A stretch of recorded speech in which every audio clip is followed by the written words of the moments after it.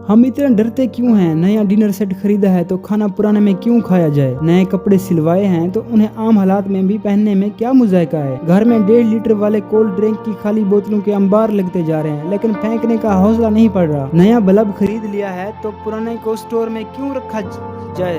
Bathroom में नया shaving razor मौजूद है तो पुराने 15 रेजर का अंबार क्यों लगा रखा है? नई बेडशीट क्यों सूटकेस में पड़ी पड़ी पुरानी हो जाती है? जहेज में मिली नई रजायां क्यों 20 साल से इस्तेमाल में नहीं आई? बाहर से आया हुआ लोशन क्यों पड़ा पड़ा एक्सपायर हो गया है? दिल चाहिए, नई चीज इस्तेमाल करने के लिए पहाड़ जितना दिल चाहिए। जो लोग इस झंझट से निकल जाते हैं उनकी जिंदगी में अजीब तरह की परमानियत आ जाती है। ये शर्ट खरीदें तो अगले दिन पूरे एहतमाम से पहन लेते हैं। ये हर ओरिजिनल चीज को ओरिजिनल शक्ल में इस्तेमाल करते हैं और हम जैसे देखने वालों को लगता है जैसे ये बहुत अमीर हैं। हालांकि ये सब चीजें हमारे पास भी होती हैं, लेकिन हमारी अजली बुजदली हमें इनके करीब भी नहीं भटकने देती। दिन पे दिन गुजरते जाते हैं लेकिन हम नकल की मोहब्बत में असल से दूर होते चले जाते हैं।